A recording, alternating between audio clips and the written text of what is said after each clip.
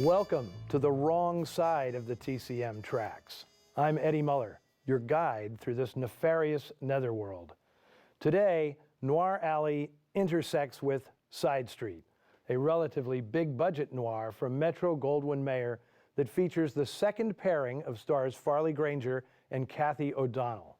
They first appeared together in Nick Ray's They Live by Night, which was shot at RKO in 1947, but put on the shelf by new studio boss Howard Hughes. After RKO production chief Dory Sherry moved to MGM, he feared that Nick Ray's picture might never be released, so he decided to put Granger and O'Donnell together again at his new studio. When Howard Hughes learned this, he decided to beat Sherry to the punch, finally releasing They Live by Night in November 1949, a few weeks before Side Street opened nationwide.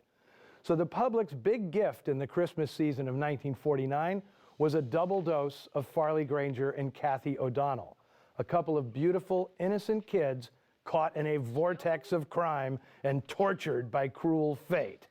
Merry Christmas. Hey, this was the height of the noir era. The charismatic actors weren't the only thing Sherry reclaimed from his days at RKO. He had also worked with Anthony Mann, who'd done impressive work with a low-budget B called Desperate, made in 1947. After that, Mann made two dynamite pictures at Eagle Lion, T-Men and Raw Deal.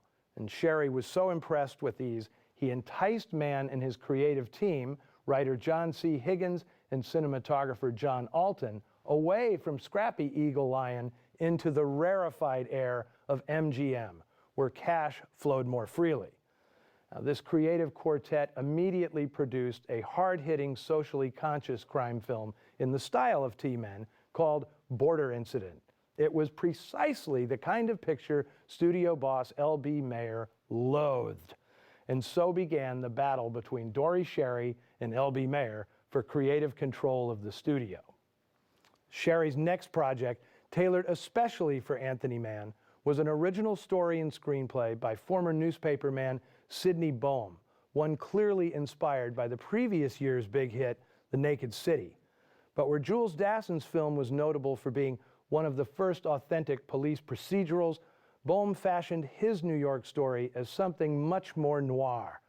The protagonist is a young newlywed struggling to gain purchase in the urban jungle, a naive kid who is completely innocent until the moment he's not, when he makes a rash decision that puts him in a lethal crossfire of cops and crooks. Now, nobody played this kind of vulnerable character better than Farley Granger, and Anthony Mann seems to delight in putting the young actor through his special brand of hell. You give a guy 30 grand and say, "Hold it for me, will you, pal?" Is that it? Relentlessly bruising and battering his beautiful face, which would become, during the 1950s, one of the director's trademarks. For this film, Mann didn't have his genius sidekick, John Alton, but Sherry gave him MGM's best, Joe Rutenberg, who showed his mettle straight away, operating the camera himself while sitting on the open hatch of a blimp circling high above Manhattan. This footage provides the stunning opening images of Side Street, and Rutenberg's work is wonderfully evocative throughout. Note how the film's lighting scheme changes to reflect the protagonist's spiral from sunny optimism to dismal despair. Side Street features a supporting cast filled with noir stalwarts like Adele Jurgens, Charles McGraw, and Paul Kelly, who provides the voiceover narration. A murder a day, every day of the year. And each murder will wind up on my desk. Now, besides Granger and O'Donnell, the two standouts in the cast are James Craig as the murderous Georgie Garcelle and Jean Hagen, essentially making her movie debut as tipsy torch singer Harriet Sinton, a performance that inspired John Huston to cast her as the female lead in The Asphalt Jungle. Got his address? Up at the house.